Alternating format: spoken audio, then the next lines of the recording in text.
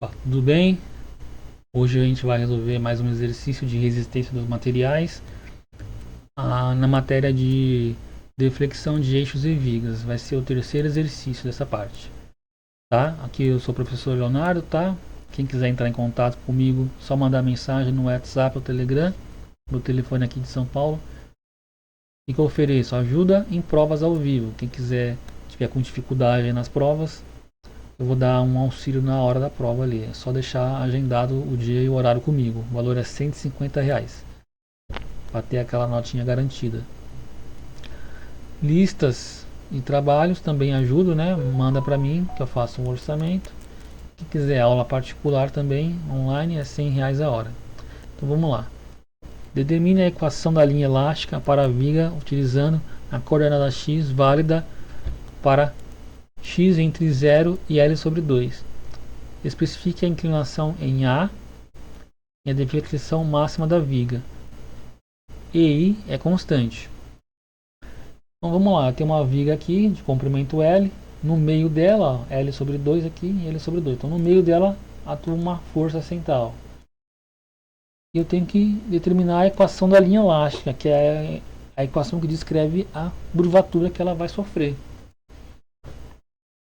Repara que ele quer que eu expresse a equação da linha elástica com x variando apenas entre 0 e L sobre 2. O normal é eu expressar uma fórmula completa desse pedaço e desse pedaço. Por que aqui é diferente? Porque eu tenho uma simetria total, né? Se a gente reparar bem, a carga está no meio, ó. Portanto, a deformação do lado esquerdo vai ser idêntica à deformação do lado direito, né? Se a gente for pegar aqui um sistema de coordenadas, ó, y e aqui x, eu vou ver que a minha deflexão, ó, vai ser simétrica em relação a esse ponto aqui. Né? Digamos que a viga, de forma exagerada, né? Ela vai sofrer uma deformação assim, ó. Essa deformação vai ser idêntica do outro lado.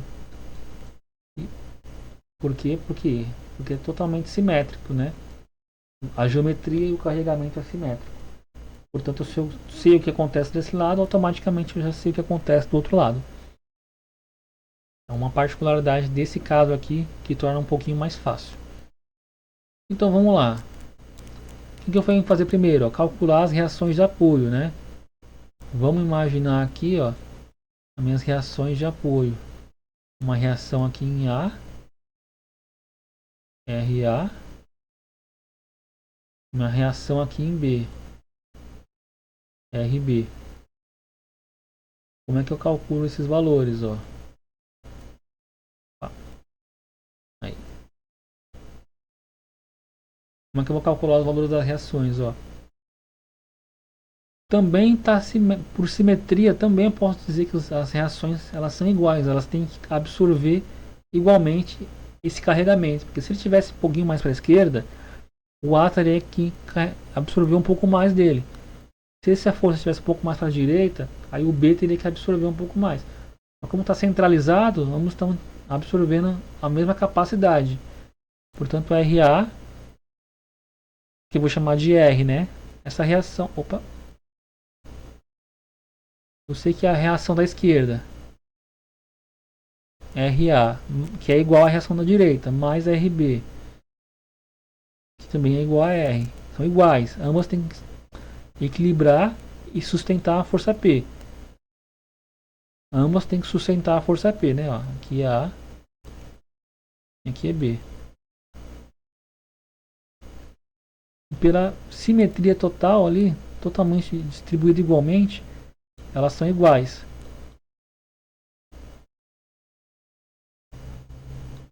Aqui dá 2R. 2R, passo 2 dividindo, vai dar aqui R é igual a P sobre 2. Logo as reações são igual a P sobre 2, né? Então vamos pegar o seguinte, ó. Vou pegar minha viga aqui, né? Carregamentos são, então, centralizado aqui P. E nos apoios P sobre 2.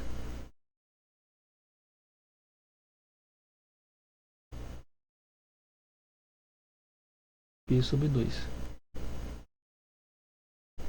Opa, eita. Vou melhorar um pouquinho isso aqui, ficou muito feio. P sobre 2. Legal. Como é que eu vou descrever a equação da linha elástica? Ó, a equação da linha elástica, ela vai dizer o seguinte, ó, que y, né, a derivada, na verdade, né, a derivada segunda de y em relação a x2 é igual a 1, na verdade é igual ao momento fletor, né? A função do momento fletor dividido pelo módulo de rigidez e que também pode ser uma função de x. Caso a viga mude, né? O seu formato mude ao longo do comprimento. Mas a gente sabe que não muda, né? É uma viga meio que em formato I, né? A seção transversal dela é assim, ó. É uma seção transversal constante ao longo de todo o seu comprimento. Portanto, esse I é uma constante. E o material também é o mesmo ao longo de todo o seu comprimento, ó. O material não muda, então esse E também é uma constante. Portanto, eu posso simplesmente passar esse termo aqui, ó, para o outro lado, porque essa derivada, para essa derivada, isso aqui é uma constante. Não precisa ser derivada, ele pode ser imaginado como uma constante, então eu posso tirar daqui e jogar para o outro lado. Multiplicando, vai ficar EI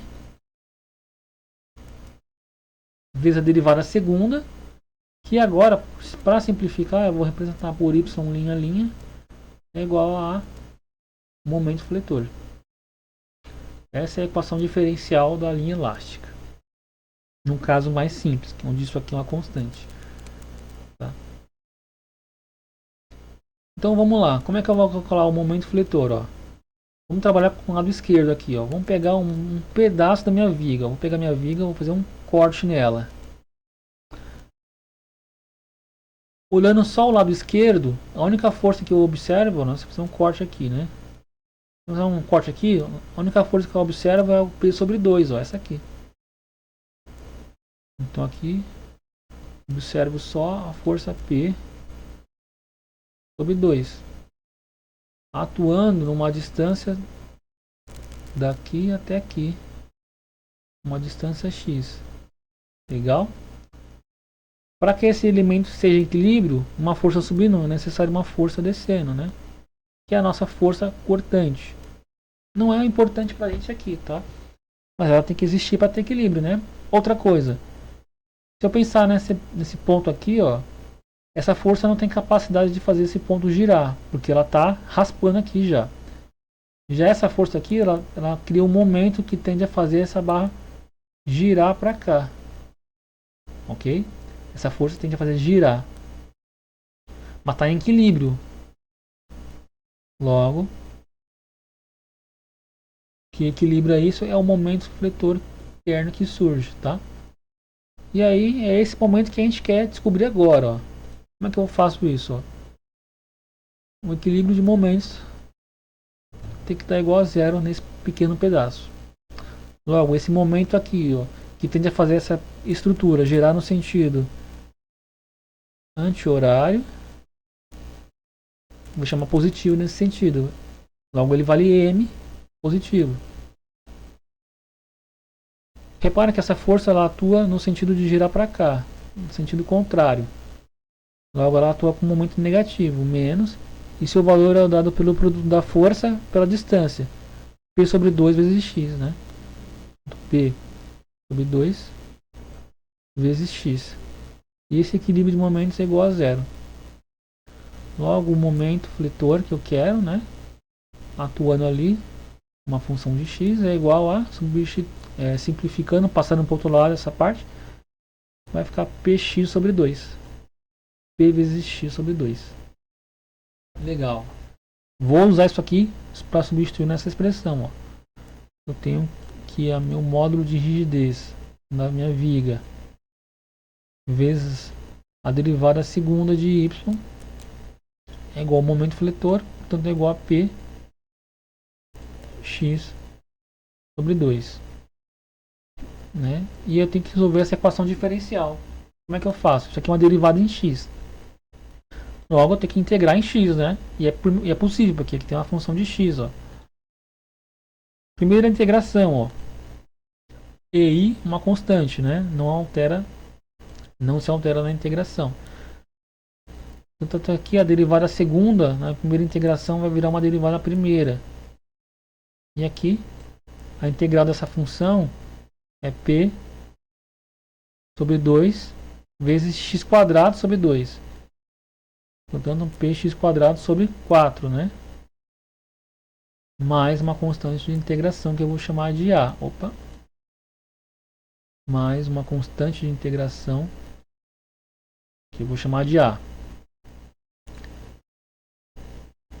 Detalhe importante aqui, ó. Essa primeira diferencial aqui, ó, ela é uma aproximação muito boa da inclinação, né?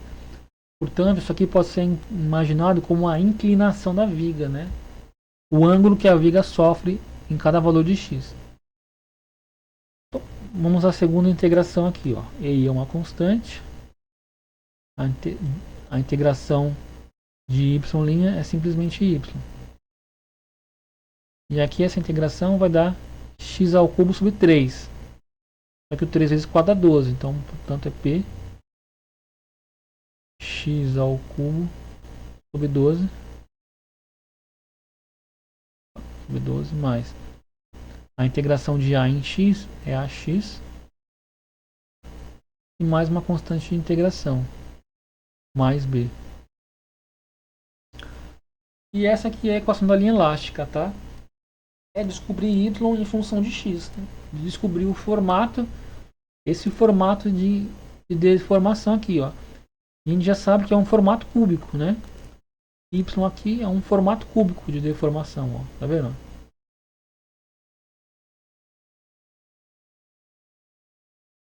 Continuando com o exercício, como é que eu vou fazer agora? Eu preciso das condições de contorno, né? O que seriam as condições de contorno? Então, o comportamento que eu já conheço aqui da minha viga, ó. Repare que aqui, ó, eu sei que esse ponto de contato, ele não pode mudar, né? Existe um vínculo aqui, ó. Esse apoio aqui, essa estrutura, tem um parafuso conectado aqui e não pode perder essa conexão. Logo, esse ponto nunca muda, ele fica preso aqui. Significa dizer que em x igual a zero, esse ponto nem sobe nem desce. Se ele não sobe nem desce, o valor de y é zero. Né? O valor de y é zero em x igual a zero. Essa é a primeira condição de contorno. Ó. Y, quando x igual a zero, é igual a zero. Que vai permitir obter uma dessas constantes. E qual é a outra condição de contorno? Ó?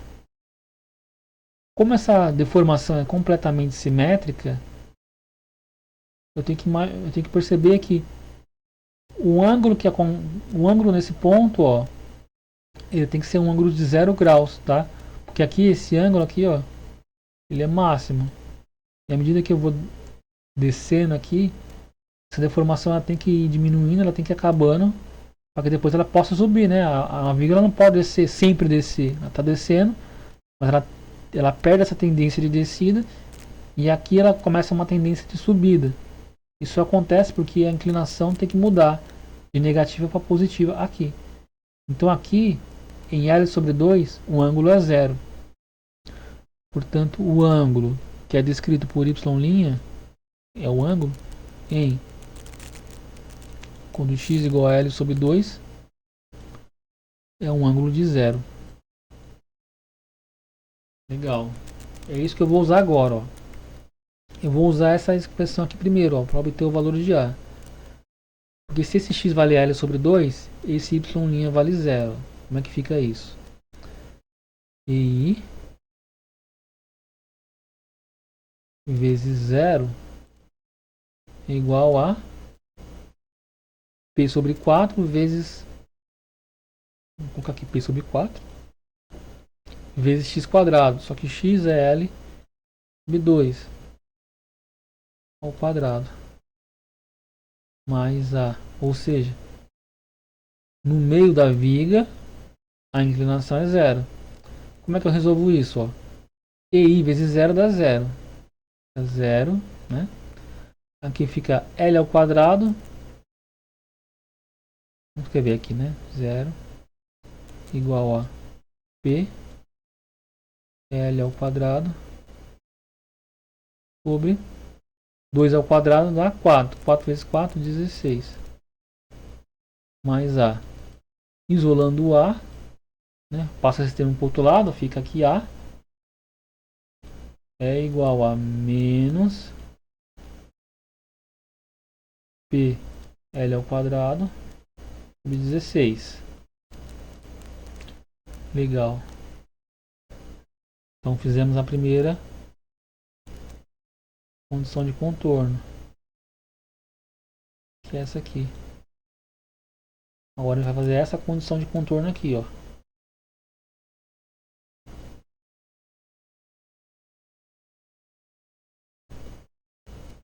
Portanto, a próxima condição de contorno, que é só para pegar uma referência, né? Vai me dizer o quê? Que y é igual a zero quando x é igual a zero. Logo aqui é igual a zero, onde esse x e esse x valem zero. Ó. Portanto, EI vezes zero, EI vezes zero é igual a P zero ao cubo sobre 12, P vezes zero ao cubo sobre 12, mais A vezes zero, né? Deixa A por enquanto, né? A vezes zero, mais B. Repara que tudo que tem zero aqui vai se simplificar. Sobra só o que? Zero. Vou melhorar isso aqui um pouquinho, né? Zero é igual a B. E aí eu já usei as minhas duas condições de contorno. Já tenho os dois valores das constantes. Eu vou substituir aqui na expressão da linha elástica. Ó. Então, portanto, EI vezes Y, copiando, né? I vezes Y é igual a B vale zero. Vou colocar o B primeiro, né? Vou fazer na ordem, né? Melhor. Eu vou ter px ao cubo sobre 12, px ao cubo sobre 12, mais A vezes x. Só que A é negativo, portanto é menos esse A aqui, PL ao quadrado sobre 12, PL ao quadrado sobre 16, na verdade, né? PL ao quadrado sobre 16, aqui, que é o A, portanto AX, mais B, que é zero. E aí eu posso isolar o Y, né? Vou dizer que Y, que é o formato da minha curva deformada, é igual a... Aqui a gente pode fazer o seguinte também, ó. A gente pode... Repara que aqui eu tenho P, que também tem P, né? Tem L ao quadrado, a gente vai fatorar um PL ao quadrado, por exemplo. P L ao quadrado fatorado. O que é que sobra aqui? Aliás, L ao quadrado não, né? Essa resposta aqui já estaria ótima, na verdade, né? Do jeito que está aqui. Tirando esse zero, né? Mas a gente vai dar uma mexidinha aqui para ficar num formato mais legalzinho. Ó.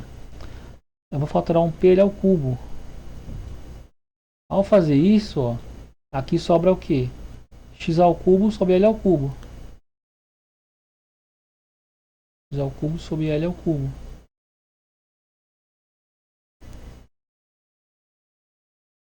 E o 12, né? Não posso esquecer do meu 12 aqui.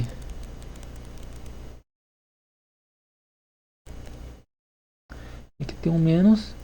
Aqui vai sobrar um x sobre 16L. E aí esse aí eu posso dividindo para cá. Subir aí. Módulo de rigidez da minha viga. E aí a gente vai simplificar um pouquinho mais, escrevendo numa fórmula x sobre L. Então aqui tem um P, L ao cubo, sobre I, que tem dimensão de comprimento, né? Isso aqui é um fator que tem dimensão de metro, vezes um fator adimensional aqui, ó, que é 1 sobre 12 x sobre L ao cubo menos 1 sobre 16 x sobre L. Fica mais agradável dessa forma, né? Mas ali já estava certo também. E com isso a gente terminou um exercício. Essa aqui é a equação da linha elástica, que vai descrever o comportamento da minha viga em termos de deformação na primeira metade, daqui até aqui. E eu só sei que na segunda metade vai ser igual por causa da simetria. Espero que tenha ajudado aí vocês, né, no entendimento. Quem quiser ajuda aí, tiver lista de exercício, trabalho, pode mandar para mim que eu faço o orçamento.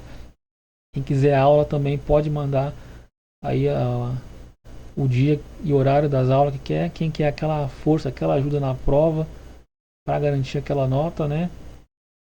A gente deixa agendado aí o dia e o horário da prova. Você vai mandar as questões para mim resolver rapidinho.